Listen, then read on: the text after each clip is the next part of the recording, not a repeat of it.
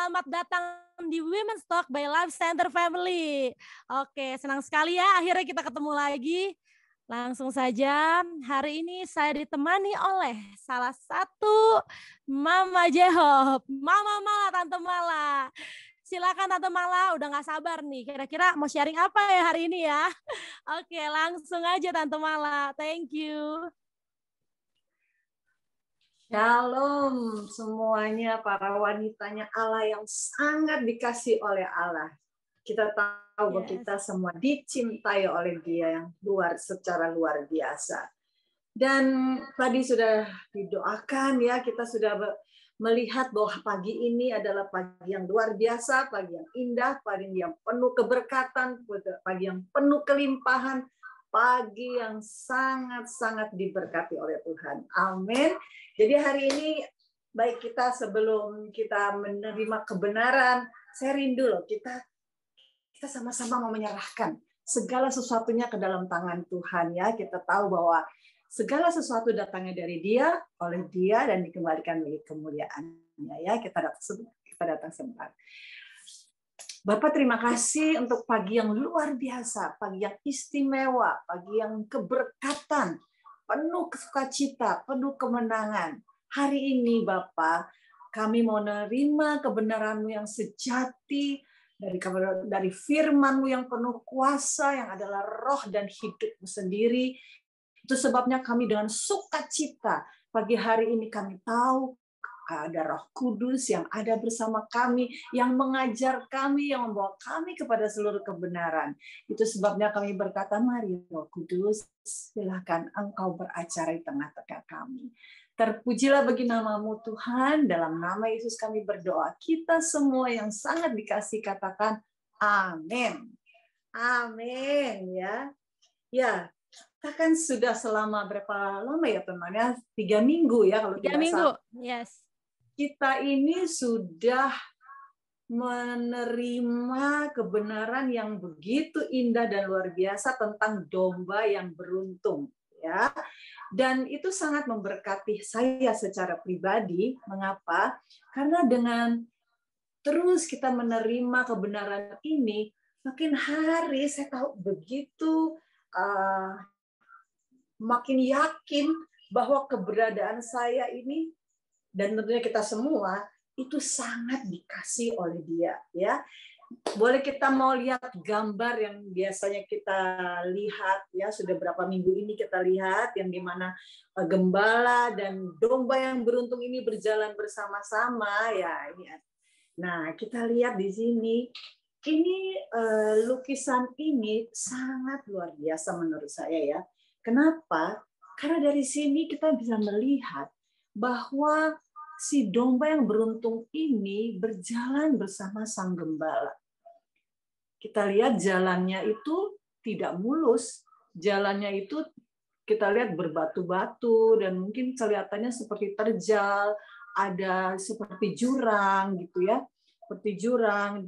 Dan yang luar biasa di sini kita bisa lihat ternyata ada sosok-sosok yang berwajah serem gitu ya, iblis gitu ya, ada di sekitar mereka gitu. Tetapi kenapa kalau kita lihat domba yang beruntung ini tenang-tenang saja, dia berjalan berdampingan dengan sang gembala. Nah, kalau kita lihat di sini, ini dahsyat loh. Perjalanannya kelihatannya masih panjang, masih jauh gitu ya, panjang. Tapi saya mendapat satu kesan, ini si domba ini menikmati sekali loh. Menikmati perjalanannya bersama sang gembala. Kenapa? Karena saya tahu, karena kemarin kan sudah diutarakan panjang lebar ya. Karena si domba ini sangat-sangat sadar bahwa sang gembala ini sangat mengasihi dia. Domba ini menyadari bahwa dia sangat dikasihi. Itu sebabnya dia berjalan bersama dengan gembala. Dan dia dikatakan dia lompat-lompat, kepalanya mendongak ke atas, memandang kepada gembalanya, pandangannya terus kepada gembalanya, dan ketika dia memandang kepada gembalanya, segala sesuatu apapun yang ada di sekitarnya itu tidak peduli lagi. Dia sudah tidak perlu memusingkan lagi. Dia tahu dia berjalan bersama dengan siapa? Dengan satu pribadi yang luar biasa, gembala yang setia, gembala yang mengasihi dia. Amin. Nah, gambaran tentang domba yang beruntung ini sebetulnya kita loh. Kita nih domba yang beruntung, gitu ya. Nah, saya melihat di sini ini kan berjalan berdampingan domba dan gembalanya. Saya bertanya-tanya, apa ya yang ada di dalam hati si gembala ini?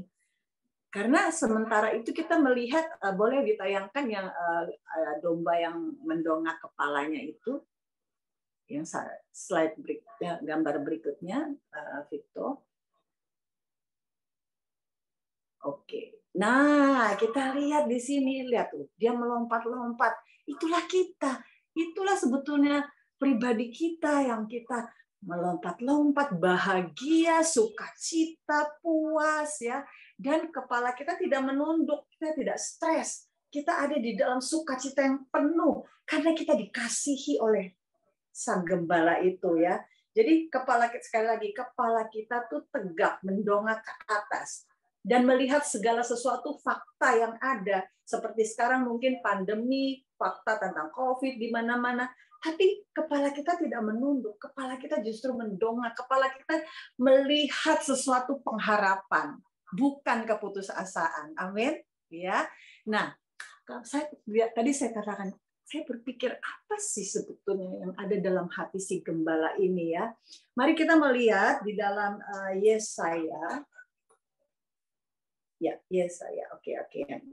Yesaya dulu ya. Baik, Yesaya dulu. Ya, kita melihat di Yesaya dulu. Ya, di dalam Yesaya 30 ayat 18, ini ayat luar biasa. Ayat ini mengatakan demikian. Kita baca ya. Sebab itu Tuhan menanti-nantikan saatnya hendak menunjukkan kasih-Nya kepada kamu. Sebab itu Ia bangkit hendak menyayangi kamu. Sebab Tuhan adalah Allah yang adil. Berbahagialah semua orang yang menanti-nantikan Dia. Wow, ternyata hati Tuhan, hati si gembala itu sudah lama sekali dia menanti-nantikan saatnya hendak menunjukkan kasih-Nya kepada kita, kepada kamu katanya. Jadi ternyata hati yang si gembala tadi yang di dalam gambar itu, dia gembala ini sesungguhnya sudah lama loh. Lama sekali menanti-nantikan untuk saatnya kapan nih bisa menunjukkan kasih kepada si domba yang beruntung ini. Makanya dikatakan sebab itu Ia bangkit hendak menyayangi kamu. Dia bangkit hendak menyayangi kita. Jadi ketahuilah saat ini, sebetulnya yang terlebih dahulu yang menggebu-gebu kasih-Nya, kasih yang membara, kasih yang bergelora, kasih yang berkobar-kobar itu sesungguhnya adalah hatinya Tuhan kita, hatinya si gembala. Ya, dia ingin dan sangat ingin untuk menunjukkan kasih dan menyayangi kita. Amin. Itu sebabnya saat ini ketika saya membaca ayat ini, biarlah kita menyadari siapa diri kita. Kita sangat dikasih oleh Allah. Sebabnya jangan kita merasa tertolak. Jangan lagi merasa, aduh aku kurang ini, kurang itu. Oh aku tidak sempurna ini dan itu. Hei, sadarilah bahwa kita semua sangat dikasihi. Bahkan Allah menanti-nantikan, coba. Kalian bayangkan, itu mungkin Allah tuh tidak sabar gitu, ingin menunjukkan kasih sayangnya kepada kita. Nah, kalau saat ini kita masih menundukkan kepala, merasa, aduh, aku ini begini, aku begitu. Hei, sadari bahwa sesungguhnya keberadaan kita tuh luar biasa di dalam Dia ya. Amin. Nah, saya ingin sekali untuk kita bisa mengerti betul bahwa kita sangat dikasihi Bolehkah gambar yang berikutnya, gambar bahwa kita sangat dikasihi. Ini sebuah gambar yang sangat menginspirasi saya. Nah, ini adalah gambar di mana dikatakan aku sangat dikasihi ya. Nah, sebelumnya kita mau baca dulu ya di dalam Yesaya 30 ayat 18. Oh, ya, sorry. Yohanes saya ya. Yohanes 13 ayat 23. Oke. Saya sangat terinspirasi dengan ayat ini ya. Kita mau baca sama-sama ya. Murid yang sangat dikasihi Yesus ada di sebelah kanannya di meja tempat kehormatan dan sedang menyandarkan kepalanya kepada Yesus. Ayat ini adalah Yohanes sendiri yang menulisnya. Ya. Jadi ini ditulis oleh Yohanes dan Yohanes di dalam ayat yang 23 ini berkata, murid yang sangat dikasihi Yesus ada di sebelah kanannya di meja tempat kehormatan. Artinya, dia berkata, dia mengakui dan dia menyadari bahwa dia sangat dikasihi oleh Yesus. Bahkan dia duduk di sebelah kanan Yesus di tempat kehormatan dan yang luar biasa dikatakan, dia sedang menyandarkan kepalanya kepada Yesus. Wow. Ini luar biasa ya. Coba bayangkan deh, bahwa kita sangat dikasihi olehnya. Ini yang menjadi satu satu kunci ya. Karena apa? Yohanes ini dia begitu menyadari dia adalah sangat dikasihi sampai dia tulis di dalam kitab Yohanes. Dia menyebut bahwa dirinya sangat dikasihi oleh Yesus. Apakah Yesus pernah memberikan satu pernyataan bahwa yang sangat dikasihi olehnya adalah Yohanes? Tidak. Yesus mengasihi ke-12 muridnya, sama dikasihi. Tetapi kalau kita lihat di sini, yang meresponi kasih Tuhan, kasih Yesus itu yang sangat meresponi adalah Yohanes. Sehingga dia bisa berkata bahwa aku sangat dikasihi. Dan dia, karena dia merasa sangat dikasihi, dia itu aman. Dan dia tidak merasa aduh sungkan, aduh rasanya nggak enak nih, kok aku menyandarkan kepalaku kepada Yesus. Dia dengan confident, dengan sangat percaya diri karena dia tahu dia dikasih, dia menyandarkan kepalanya kepada Yesus. Kita lihat tidak ada yang murid-murid lain yang berani seperti itu ya, seperti bersikap seperti Yohanes. Kenapa Yohanes bisa begitu? Karena dia sadar, dia tahu betul bahwa dia sangat dikasihi. Itu sebabnya kasih yang kita sadari, kasih Yesus yang kita terima, kita responi, dan kita akui bahwa kita sangat dikasihi, ini akan membuat kita punya hubungan kasih dengan Yesus, dengan Allah kita tanpa tembok. Artinya kita dengan leluasa bisa datang kepadanya dengan satu keberanian terhadap dia tanpa tertuduh. Karena kita tahu kita sangat dikasihi. Amin. Nah, sehingga apa yang kemudian dia ayat 24 katakan, Petrus, si batu karang, memberi isyarat kepada murid itu untuk menanyakan pada Yesus, siapakah yang dimaksudkannya itu. Jadi begini, mereka kan ini perjamuan terakhir. Mereka duduk makan satu meja nih ya. Lalu kan dikatakan bahwa nanti akan ada yang mengkhianati Yesus. Tapi kan mereka jadi penasaran, kepingin tahu siapa nih yang mau akan mengkhianati Yesus nanti. Dan akhirnya Petrus berkata, memberi isyarat kepada murid itu, yaitu Yohanes. Ya, jadi murid itu adalah Yohanes untuk menanyakan kepada Yesus siapa yang dimaksudkannya itu, siapa sih yang akan mengkhianati Yesus. Di dalam ayat 20 ini ada sesuatu yang aneh ya. Kenapa? Karena Petrus tuh duduk dekat Yesus juga loh. Nggak jauh duduknya. Mengapa dia memberi isyarat kepada Yohanes untuk menanyakan pada Yesus, siapa sih yang akan mengkhianati Yesus? Saya menangkap di sini adalah karena Petrus melihat bahwa Yohanes punya hubungan spesial dengan Yesus. Punya hubungan kasih dengan Yesus, sehingga Petrus memberi isyarat kepada Yohanes, artinya gini, udah deh, lebih baik Yohanes aja deh yang tanya kepada Yesus, karena dia begitu dekat dengan Yesus. Tanyain deh Yohanes, siapa sih yang akan mengkhianati, ya. Kemudian ayat 25, boleh tayangkan ayat 25. Nah, dikatakan kemudian murid yang sangat dikasih itu, kembali Yohanes katakan bahwa dia sangat dikasih itu, dia katakan bersandar ke dada Yesus dan berbisik, Tuhan, siapakah itu? Wah, adegan ini luar biasa ya. Yohanes yang sangat dikasihi dan dia mengakui bahwa dia sangat dikasihi, dia bersandar ke dada Yesus dan berbisik, Tuhan, siapakah itu? Kalau kita lihat adegan ini, dikatakan dia berbisik.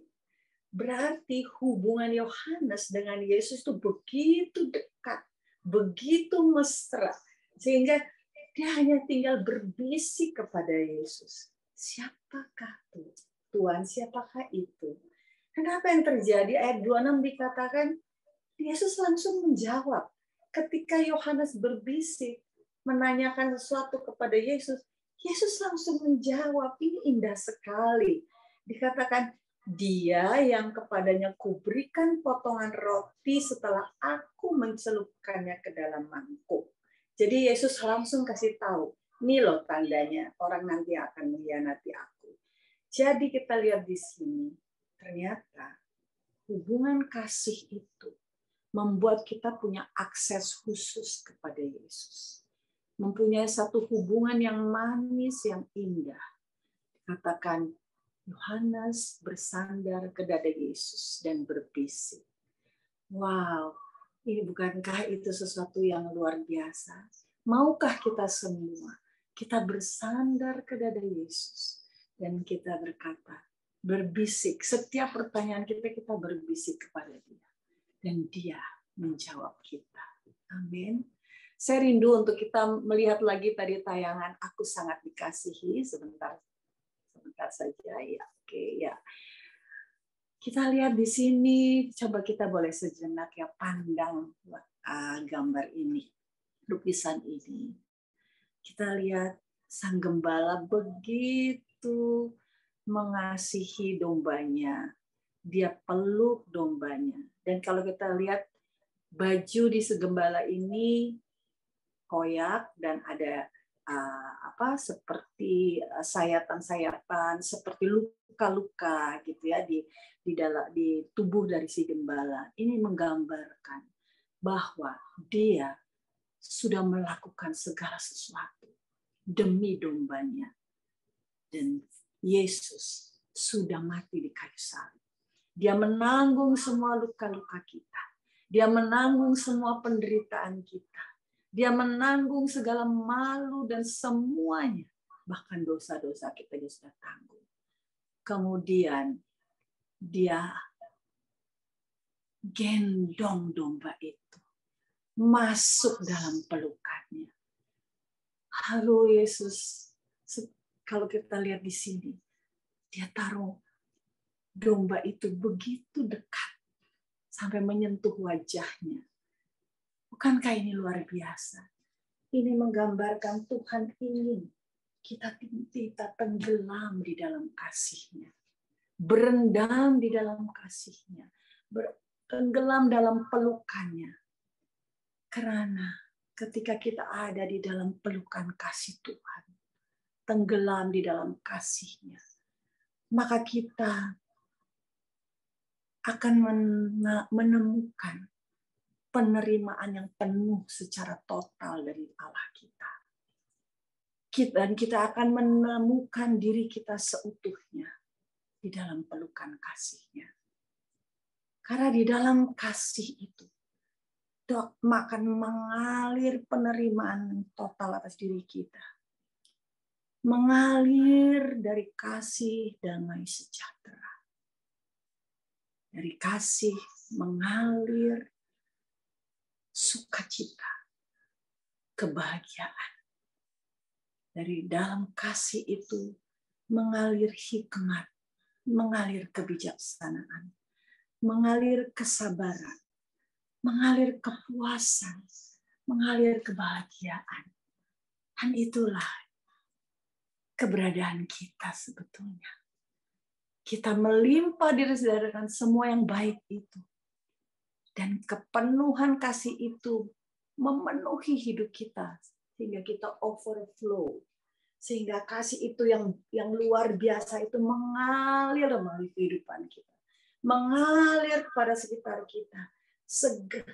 Segala sesuatunya. Semua yang baik tadi dikatakan damai sejahtera. Hikmat, sukacita, kebijaksanaan. Dan semua itu mengalir dari kita. Sehingga apa yang terjadi? Bahwa ketika kita meresponi terhadap kasih Tuhan, maka ini yang terjadi. Kita kepenuhan akan kasih itu. Karena mengasihi Tuhan adalah respon kita terhadap kasih Tuhan. Dan di dalam kasih Tuhan ini, seperti Yohanes, dia sudah merasa begitu aman. Tidak ada takut lagi. Betapa luar biasa, betapa indahnya kasih itu. Dan hari ini kita mau terus melihat betapa kita sangat dikasihi. Kita sangat dicintai. Ya, seperti tadi dikatakan, bolehkah kita menikmati hubungan dengan Tuhan? Karena tadi kita sudah melihat gambar di mana gembala dan dombanya berjalan bersama-sama. Saya percaya dalam perjalanan antara domba dan gembala itu, karena ada hubungan kasih yang luar biasa itu, maka segalanya menjadi indah, menjadi luar biasa. Tidak ada yang ditakutkan, tidak ada yang mengganggu kita. Sekalipun tadi dilihat banyak sosok-sosok yang berusaha merenggut kita, mencelakakan kita. Tetapi seperti Yohanes, boleh tidak kita menyandarkan kepala kita kepadanya. Dan itu yang membuat gembala kita bersukacita juga. Saya percaya karena dia sudah menanti-nantikan kasih, bagaimana saatnya untuk menunjukkan kasihnya, maka ketika kita meresponi kasihnya, maka kebahagiaan itu juga ada di dalam diri gembala itu. Dan perjalanan mereka menjadi perjalanan yang luar biasa indah, penuh kebahagiaan. Tidak ada takut lagi. Silakan Non, tambahkan. Wow, keren banget, so deep. Dan dari apa yang Tante Mala sharing barusan, kita semua bisa melihat bahwa Yesus kita itu luar biasa. Amin. Oke, kalau tadi saya mendengar Tante Mala sharing tentang Yohanes dan Petrus, benar sekali. Karena bagaimana kita mengalami, itu menentukan respon setiap kita, dan pastinya respon setiap kita itu pasti berbeda-beda. Makanya Yohanes berbeda dengan Petrus. Karena apa? Karena Yohanes mengalami namanya totalitas kepenuhan di dalam kasihnya, sehingga kasihnya itu membuka selubung, membuka hati Yohanes untuk apa? Give all out. Lord, I give you my heart, I give you my mind, I give you my soul. Semuanya aku berikan kepadamu. Karena dia mengalami hubungan yang penuh dengan kasih itu. Sehingga apa? Kasih itu membuka semua batasan-batasan yang ada. Akhirnya dia bisa benar-benar mengalami hati Yesus. Nah, ada kalimat seperti ini. Ketika kita tahu, kita belum tentu mengenal. Ketika kita mengenal, kita belum tentu mengalami. Tetapi kalau kita mengalami, itu sudah pasti kita tahu dan mengenal. Jadi jangan stop di tahu, jangan stop di mengenal, tapi mengalami. Nah, ini keren banget. Di sini kita bisa lihat juga bahwa kasih adalah seorang pribadi, yaitu dia sendiri. Kenapa? Dari sejak awal kita diciptakan sebagai manusia, itu benar-benar, aduh, Bapak kita itu adalah Bapak yang baik sekali ya, Tante Mala juga kan. Kenapa? Karena kita diciptakan itu beda sama makhluk yang lain. Makanya dikasih hati kita, dikasih akal budi. Untuk apa? Untuk meresponi Dia yang terlebih dahulu mengasihi setiap kita. Karena yang Yesus Tuhan kita cari bukan apa? Lip service kita, ya kan? Banyak orang yang bisa berkata-kata, tetapi kalau orang itu tidak mengalami dan tidak tahu bagaimana pribadi kasih itu, kita cuma bisa ucapin doang. Tetapi sekali lagi yang Tuhan mau dan Tuhan lihat adalah hati kita. Bagaimana hati kita yang mau meresponi Dia yang terlebih dahulu mengasihi setiap kita. Dan apa? Respon itu menentukan apa yang kita lihat, apa yang kita kenal, apa yang kita alami. Itu menentukan bagaimana kita melihat gambaran Bapa kita, gambaran Yesus kita, ya kan? Kalau di sini dibilang gembala kita itu adalah gembala yang penuh kasih, baik, ya kan? Kalau kita salah mengenal gembala kita, oke, kita bisa bilang sebentar jahat, sebentar baik. Kenapa? Karena kita tidak mengalami betul, kita tidak mempunyai betul hubungan yang benar-benar mengenal siapa gembala kita. Makanya itu setiap orang cuma bisa mengalami, karena setiap orang pribadi masing-masing. Dan pastinya kalau mau mengalami itu bukan karena kita memaksakan orang lain, ya kan, karena paksaan kita mau, tapi itu semua harus dimulai dari diri kita sendiri, ya kan. Tuhan tidak mencari hubungan yang terpaksa, Tuhan tidak mencari hubungan yang dipaksakan, tapi Tuhan mencari apakah hati kita mau meresponi Dia pribadi lepas pribadi. Kalau kita salah mengenal gambaran Bapa kita, bisa-bisa kita melihat ini, Tante Mala, gembala, bukan gembala yang original. Kan kalau gembala yang original sudah pasti. Juga kita bisa lihat di dalam 1 Yohanes 4 ayat 18. Bisa minta tolong Victo. Oke, kita sama-sama baca ya. Di dalam kasih tidak ada ketakutan. Kasih yang sempurna melenyapkan ketakutan. Oke. Sebab ketakutan mengandung hukuman dan barang siapa takut, ia tidak sempurna di dalam kasih. Sekali lagi. Jadi kita bisa lihat di ayat ini, kasih Tuhan di dalam kita sempurna. Sejak awal kita diciptakan, itu berawal dari kasih. Jadi kasih adalah pribadinya dan kasih itu sempurna, oke? Jangan sampai kita ya sebagai domba yang Tuhan udah kasih, udah penuhi kita dengan kasih sempurna, terus kita salah melihat gambaran Dia. Kenapa? Karena kalau gembala yang original, gembala yang bukan KW, itu kuncinya apa? Kasih. Oke. Jadi ketika kita mempunyai hubungan yang intim dengan Dia, mengalami kasih yang original itu, apapun boleh terjadi di luar sana. Seperti yang tadi Tante Mala tunjukin gambar ada domba, terus banyak enemy gitu kan. Tapi apa? Domba itu tetap santai, percaya. Kenapa? Karena dia terus menatap, berjalan bersama siapa? Gembala yang original.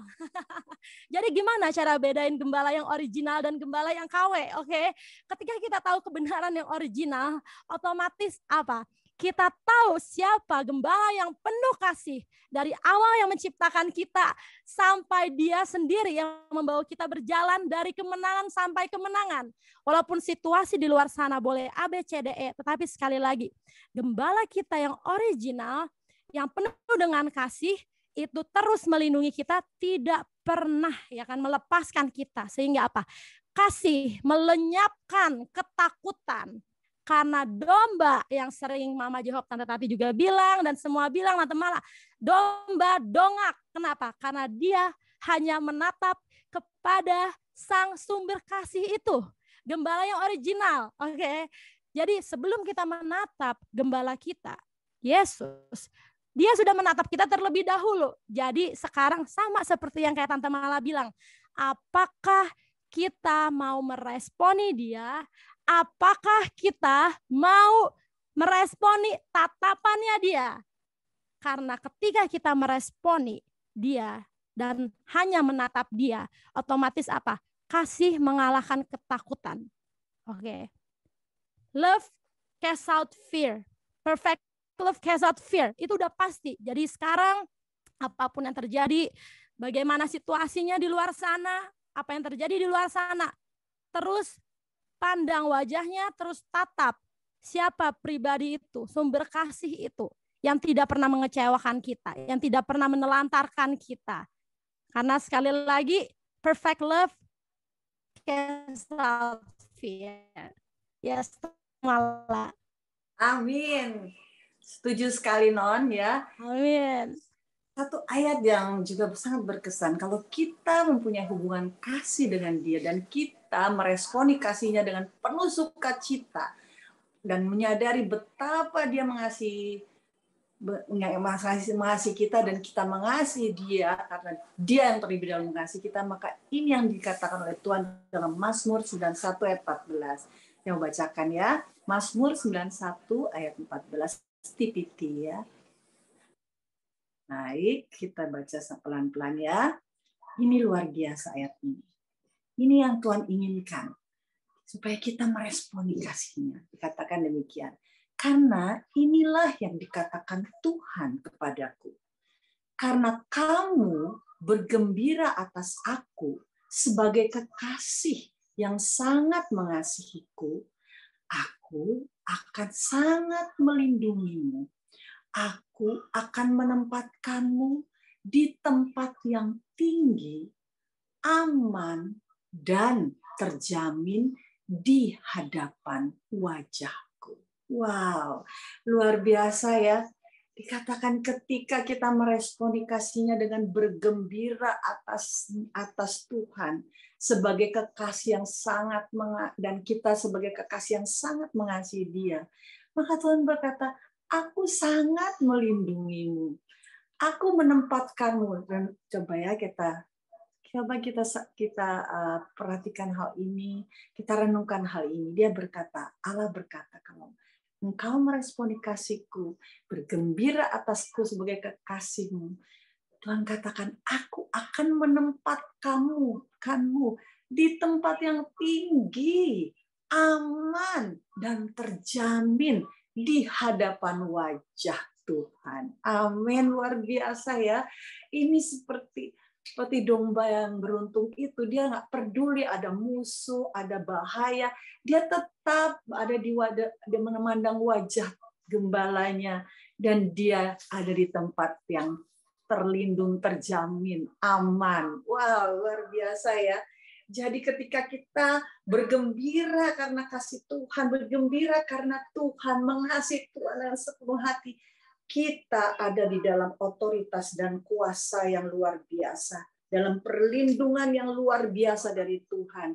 Dia sekali lagi saya katakan, maka Tuhan akan menempatkanmu di tempat yang tinggi, aman, dan terjamin. Amin. Katakan amin bersama saya, wanita-wanita Allah ya. Dan satu lagi saya ingin katakan bahwa ketika kita mengasihi Allah, Yohanes mengasihi Allah, sampai Yohanes lah yang memberi satu kebenaran. Dia mengatakan di dalam Yohanes 4 ayat 10, ini Yohanes yang menulisnya. Dia mendapat satu pewahyuan, satu pengertian, satu kebenaran yang luar biasa. Dia katakan demikian. Yohanes 4 ayat 10. Inilah kasih itu. Yohanes sampai mendapatkan satu pewahyuan tentang kasih. Definisi kasih itu apa? Yohanes berkata dalam Yohanes 1, Yohanes 4 ayat 10, bukan kita yang telah mengasihi Allah, tetapi Allah yang telah mengasihi kita dan yang telah mengutus anaknya sebagai pendamaian bagi dosa-dosa kita. Jadi ternyata bukan kita yang mengasihi Allah, tapi Allah yang telah mengasihi kita. Bagaimana caranya dia membuktikan? Yesus membuktikan dia mati di kayu salib, menanggung semua dosa kita. Dia teraniaya, dia dilukai, dia dicambuk. Karena apa? Karena dosa-dosa kita. Karena apa? Karena dia membuktikan bahwa dia mengasihi kita. Sekalipun pada waktu itu kita belum sempurna. Dia tidak tunggu dulu semua orang bertobat, sempurna dulu, baru dia mau mati di kayu salib. Tapi dia buktikan kasihnya dulu. Dia naik ke kayu salib, dia mati di situ. Artinya demikian, bahwa Yesus, Tuhan kita membuktikan kasihnya. Dia mati di kayu salib ketika kita belum sempurna. Artinya, kasih itu tidak menuntut kesempurnaan. Tetapi kasih itu menyempurnakan yang tidak sempurna. Amin. Betapa luar biasa kasih Tuhan itu. Betapa dahsyatnya kasih Tuhan itu. Tuhan luar biasa buat saya. Ketika saya menerima tentang pengertian ini, saya mendapatkan satu pengertian yang luar biasa. Kita harus aman. Kita harus mengerti bahwa kita dikasihi. Bahwa kita sangat-sangat dikasihi. Sehingga dia mau mati di kayu salib ketika kita belum sempurna. Artinya, jangan takut. Jangan takut akan segala kelemahan, segala kekurangan kita. Yesus telah mati bagi kita ketika kita belum sempurna. Dialah oleh kasih-Nya yang sempurna itu menyempurnakan kita. Katakan amin. Taruh di dalam hati kita. Taruh di dalam pikiran kita. Karena kemarin Bu Mika telah katakan kita harus mempunyai pembaruan pikiran. Taruh dalam pikiran kita bahwa kita diterima dengan penerimaan yang total oleh Dia. Kasih-Nya membuat kita menjadi manusia yang seutuhnya. Menjadi diri kita yang seutuhnya. Dan hari ini, satu hal yang ingin saya juga katakan. Betapa luar biasanya keberadaan kita dengan Yesus. Karena Yesus berkata, dia menjanjikan kepada kita. Yesus naik ke surga. Tapi apa yang dia katakan? Dia berjanji. Di dalam Yohanes 14 ayat 16.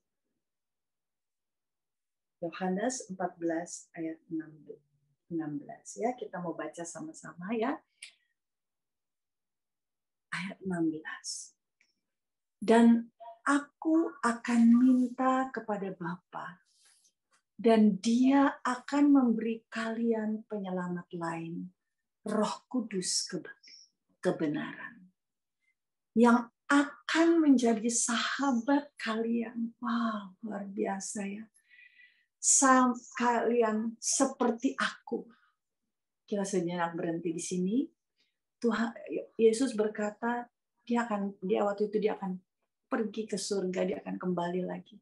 Tapi Yesus berkata, dia akan minta kepada Bapa, dan dia akan memberikan kepada kita penyelamat lain, Roh Kudus kebenaran, yang akan menjadi sahabat kalian seperti aku. Artinya Roh Kudus akan menjadi sahabat kita di dunia ini selama kita hidup, dan Roh Kudus itu dikatakan sama seperti aku. Artinya kualitasnya, dirinya, keberadaannya itu sama seperti Yesus. Dan Dia tidak akan pernah meninggalkan kalian. Dunia tidak akan menerimanya karena mereka tidak dapat melihatnya atau mengenalnya.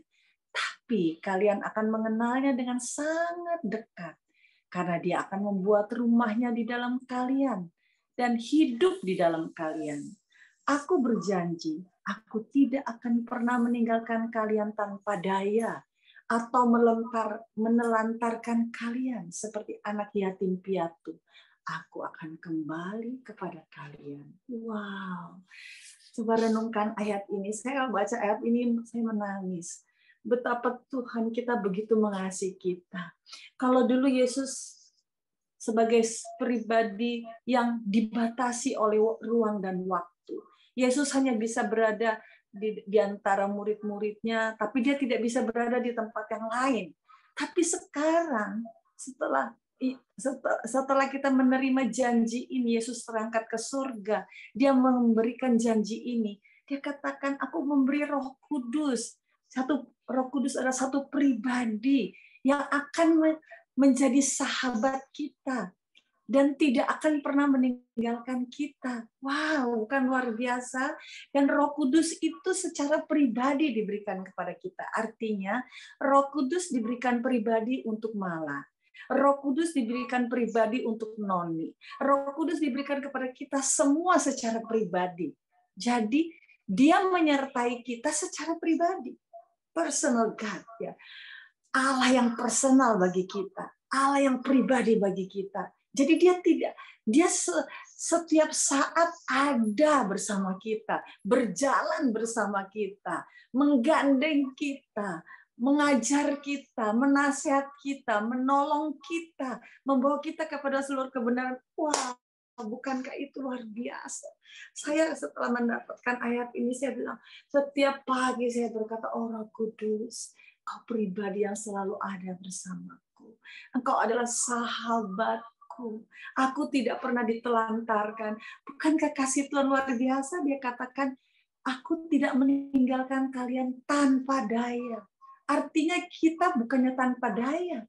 Kita punya satu kuasa penuh oleh Roh Kudus yang ada dalam kita, yang akan melindungi kita, menjaga, menghibur, menasihati, dan dikatakan tidak akan melantarkan kalian seperti anak yatim piatu. Wow, kita ini bukan yatim piatu, kita anak-anak raja. Kita ada bersama Roh Kudus yang dahsyat dan luar biasa. Oh, betapa kita rindu untuk menangkap hal ini dan menjadi satu pengertian, ada satu kebenaran yang kita sadari sepanjang hidup kita. Dan dikatakan, aku akan kembali kepada kalian. Saya menangkap begini. Yesus berkata, dia tahu bahwa dia akan ke surga, tapi dia tahu pribadi Roh Kudus yang sama seperti dia akan kembali kepada murid-muridnya, kepada domba-dombanya, dan akan menjadi sahabat yang menyertai dan mengasihi kita. Dan kita adalah pribadi yang sangat dikasihi. Oke, Non. Wow, mantap, benar sekali. Apalagi saat-saat ini, makanya Tuhan bilang kita nggak bisa menggunakan pikiran kita sendiri, kekuatan kita sendiri, tapi kita butuh Roh Kudus. Kenapa? Karena Roh Kudus adalah seorang pribadi yang tinggal di dalam hidup kita 24 jam, dan sekali lagi dia tidak pernah meninggalkan kita. Justru waktu kita lagi lelah, ya kan, lagi capek, lagi suntuk, mungkin lagi lemas, dia yang ada di dalam kita, dia yang memberikan gairah itu sehingga kita bisa mampu. Kenapa? Bukan dengan kekuatan kita sendiri, dan kita menyadari siapa dia yang ada di dalam kita. Saya tiba-tiba waktu Tante Mala ngomong gitu dapat perumpamaan. Jadi kita itu diibaratkan seperti mobil. Nah ya, mobil.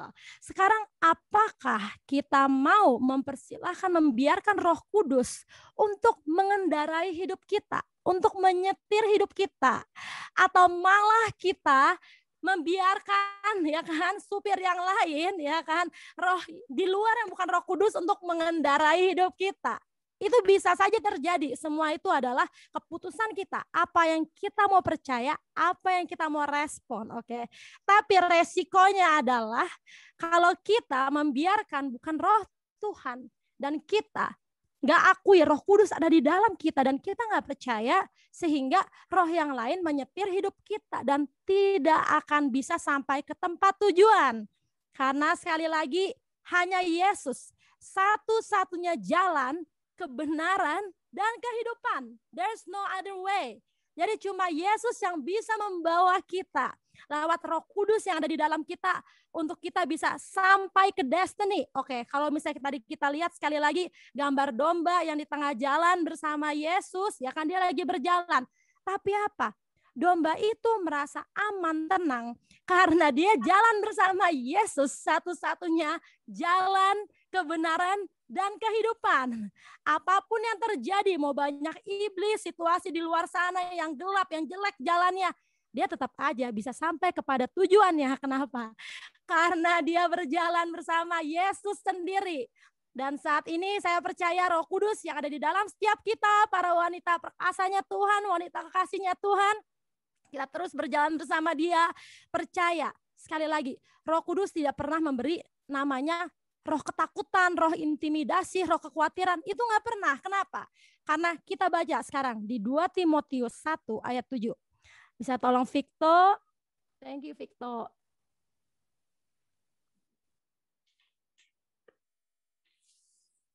Oke, kita sama-sama baca ya. Ini benar-benar di situasi seperti sekarang ini kita harus kudus, tidak pernah memberikan roh ketakutan, tetapi apa? Sebab Allah memberikan kepada kita bukan roh ketakutan, melainkan roh yang membangkitkan kekuatan, kasih, dan ketertiban. Itu adalah Roh Kudus yang ada di dalam kita, yang memampukan kita. Jadi apakah Roh Kudus di dalam kita bisa padam? Tidak bisa padam karena dia adalah pribadi.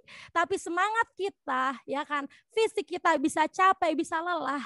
Tapi kalau kita sering bilang, aduh nanti saya takut ini Roh Kudus padam, Roh Kudus padam.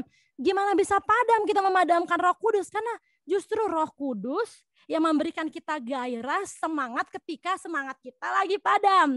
Seperti yang Tante Mala bilang, ya kan, dia yang sempurna, ya kan, tinggal di dalam kita yang tidak sempurna untuk membuat itu menjadi sempurna. He comes to the imperfect world to make it perfect. Jadi sekali lagi, bukan dengan kekuatan kita yang mengatur dia, tetapi marilah kita sama-sama seperti domba yang dongak. Domba yang trust, domba yang percaya kepada sang gembala, cuma menatap gembala itu. Karena di dalam gembala kita, ya kan, kita melihat wajah gembala kita dan kita tahu Roh Kudus tinggal di dalam kita. Otomatis apa? Udah nggak bisa kepikiran apa-apa lagi. Cuma satu hal, kasih yang terbesar melampaui batas pikiran kita, kasih yang terbesar yang ada di dalam kita meluap keluar sehingga itu melenyapkan segala ketakutan, kekhawatiran, intimidasi. Jadinya kuncinya cuma satu, balik lagi. Abide in him, terus melekat sama dia. Dan harus percaya siapa yang menyetir, mengendarai hidup kita. Dan siapa yang kita mau persilahkan untuk menyetir hidup kita. Yes, semangat semuanya. Para wanita kekasihnya Tuhan. Yes, Tante Mala. Oke, ayat terakhir ingin saya tayangkan mungkin di dalam Imamat 26 ayat 13b ya. Ayat ini luar biasa ya. Jadi tadi kan Noni katakan bahwa kita Roh Kudus ada bersama kita, roh yang luar biasa, roh yang kita ada di dalam mobil ya, di mana yang pengemudinya itu Roh Kudus ya. Dan kita yang sudah dikasih Tuhan, yang Yesus sudah mati di kayu salib melepaskan kita dari segala sesuatunya, dia sudah mengambil alih semua, dia sudah menanggung semuanya. Maka ini yang dikatakan oleh firman Tuhan. Mari kita baca ya. Aku telah mematahkan kayu kuk di atasmu dan membuat kamu berjalan tegak. Amin. Katakan amin. Keren. Selama kita di dunia ini, karena kita sangat dikasihi, karena kita tahu Roh Kudus ada bersama kita, Roh Kudus berdiam di dalam kita, semua kayu kuk apapun, beban apapun, dipatahkan, dihancurkan, dan membuat kita berjalan tegak seperti domba yang tadi ya, dongak. Yes. Wajahnya dongak, kita berjalan tegak. Itu sebabnya hari ini bangkit, kita harus bangkit semua. Karena wanitanya Allah, karena kita sangat dikasihi.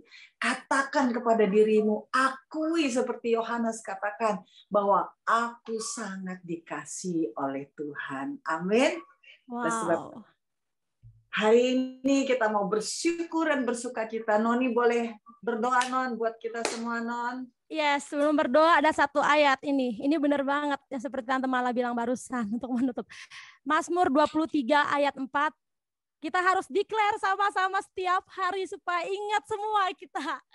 Sekalipun aku berjalan dalam lembah kekelaman, aku tidak takut bahaya.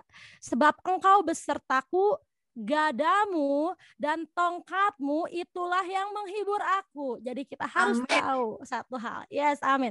Tuhan menjaga setiap kita dan juga kita terus berada di dekat dia. Kenapa? Karena di dalam kita, seperti yang kayak Tante Mala bilang barusan, kita akan merasakan kasih, aman, protection, itu semuanya dari dia. Jadi terus andalkan Tuhan dan dengarkan suaranya, ikut aja tuntunannya. Amin. Semangat semuanya. Yes. Oke, Oke, yuk sama-sama kita berdoa ya Tante Malaya. Yes. Bapak, kami berdoa saat ini untuk setiap para wanitamu Tuhan yang Engkau sudah ciptakan spesial, para wanita kekasih-Mu yang perkasa dan menjadi life giver. Kami katakan Tuhan, saat ini para wanitamu akan bangkit berjalan dari kemenangan sampai kemenangan Tuhan. Dan inilah waktunya para wanitamu bangkit untuk menjadi terang Tuhan, untuk membawa kebenaran, berjalan di dalam anti mainstream Tuhan, sehingga dari mulut setiap orang akan melihat bahwa Engkau yang hidup, Engkau yang bekerja, Engkau yang ajaib, Engkau ada untuk setiap para wanita-wanitamu yang ada di tempat ini Tuhan, siang hari ini di Women's Talk by Life Center Family. Dan kami percaya Tuhan, biarlah Tuhan setiap kami Engkau equip Tuhan, Engkau perlengkapi, bawa kami Tuhan untuk terus tenggelam di dalam kasih dan kebenaran-Mu. Dan kebenaran-Mu terus membebaskan setiap kami. Kami menjadi kuat karena Engkau yang kuat ada di dalam kami. Kami bisa karena Engkau yang luar biasa tinggal di dalam kami. Terima kasih Yesus, bahwa kami terus Tuhan untuk mendongak Tuhan dan menatap wajah-Mu, memandang wajah-Mu. Thank you Jesus, hanya di dalam nama Tuhan Yesus kami berdoa dan mengucap syukur. Yang sama-sama percaya katakan, amin.